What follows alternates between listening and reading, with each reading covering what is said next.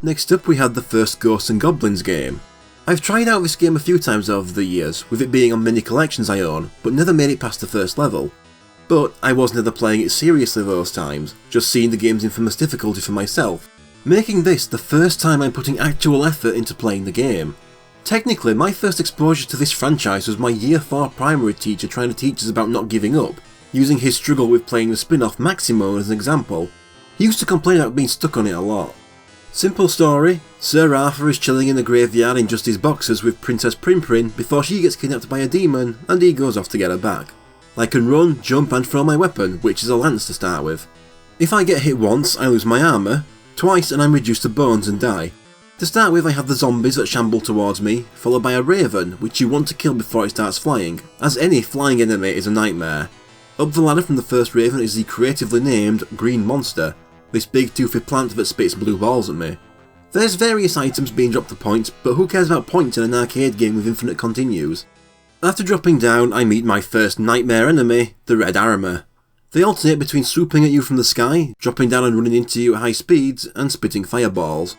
Plus they take several hits to kill, and getting one in when they're always on the move is hard. So for this video, I'm not going to point out every single death. It's safe for you to assume I'm dying a lot. I think I'll just give you the total time spent on the level and only focus on the deaths of certain especially hard parts. After a few deaths to that Red Armor, an enemy drops a knife weapon. I know this to be the best weapon in the game, so I snap it up and desperately keep it for as long as I can. It's just incredibly fast, and other weapons can be horribly bad, which just makes it look even better by comparison. I kill the Red Armor with it for one. After that is a platform across water and some gaps to cross while dealing with flying knights, the series equivalent to the Castlevania Medusa heads with their wavy pattern. You have 3 lives, but it just means on a game over that you lose your points. You still restart at your current checkpoint. I am very thankful for this, it cuts down on so much frustration. My next enemy is the Woody Pig that flies at me in a straight line while throwing tridents forward. Some of them will just fly over you, others will change direction to try and hunt you down. While dealing with them, one drops the basic lance and I fail to jump over it properly, losing my knife for it. I reached the first boss, the Unicorn, but a Woody Pig followed me, resulting in me getting hit by the Unicorn's fireball and dying. Apart from spitting fireballs, the Unicorn will also make great leaps towards you. I get lucky when I keep him on the far side of the screen and he refuses to jump forward much, which lets me stay away and keep throwing lances at him. 10 hits take him down. I gain a key, regain my armour and go through the door. That was 11 minutes for stage 1. Stage 2 takes place in a ghost town. First enemy is the small blue killer that comes from these holes and is so small that even when crouching, your weapon goes over them. I found them to be one of the more easy to avoid flying enemies though, as I just keep climbing these platforms. Once I get high enough, I can keep jumping forward to actually reach the town the stage is named for. No enemies for a bit until I reach this house, where petite devils start coming out of the windows. I dodge a few, but one gets me in the end. Jump across the gap to the next house to meet the big man. They take a few hits as they march towards you, but while they're above you, they'll shit spiky balls down at you. Gotta go up the ladder as there's a wall blocking the bottom floor path. I get my knife back from one of the petite devils after dying. I climb across the house dealing with big men and ravens until I can climb back down to the bottom at the other end and continue.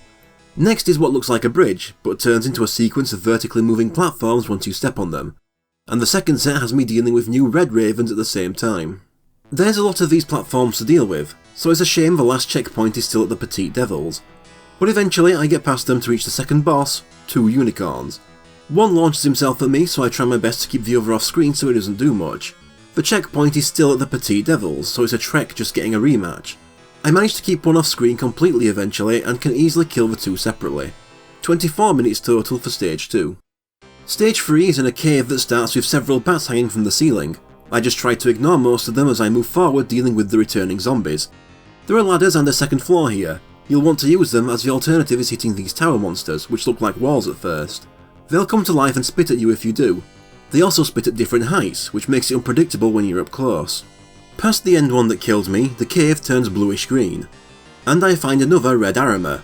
I think I'm fine if I just run underneath him and keep moving, but it turns out he can run through walls. Past him is a Woody Pig and tower monster, then a second Red Armor. Past that one is a ladder leading to a third Red Armor and more Woody Pigs.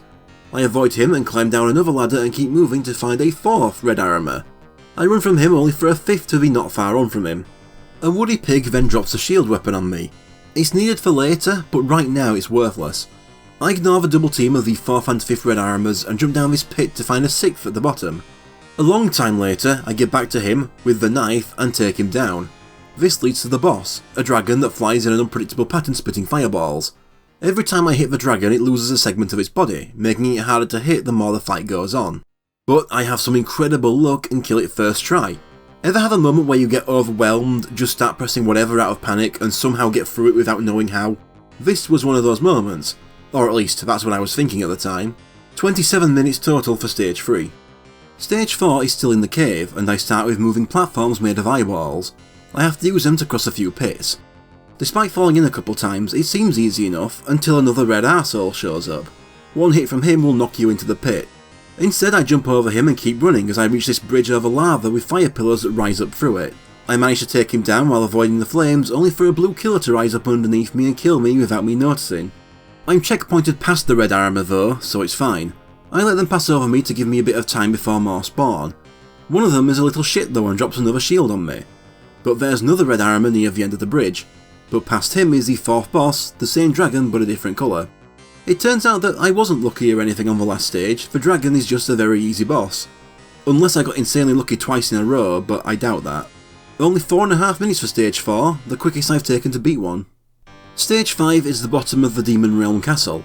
The whole stage is a maze of ladders and I have to find my way to the top. There are skulls on the ground that jump out to reveal full skeletons when you get near. Along with that I have woody pigs, blue killers coming out of holes in the walls, bats on the ceiling and a red armor a few floors up. I ignore him and climb a ladder where I have to avoid fireballs and the projectiles from the big man above me before I can climb up to this platform leading to a floor with another big man. And keep climbing.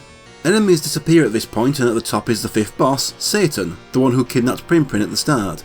He spits what looks like shuriken at you and then will speed in for the kill. Since I have the shield, I have to stay close to him. No checkpoints by the way. I get an actual lucky moment where he just stays there spitting and barely flying into me, which only happens once. So I managed to take him down. That luck spared me a lot of time as it only took 12 minutes to complete this stage. Stage 6 is a boss rush and I need to finish this stage with the shield to reach the final boss. So I guess that blue killer in stage 4 helped me out. I climb a ladder and have to fight 2 unicorns in a cramped space. Or you can get hit and then use your post-damage invincibility to climb up the ladder through them. After that is a dragon, which suddenly became a lot harder without the knife. But once you remember its pattern it's not bad, though taking out just the head with the shield can be a pain.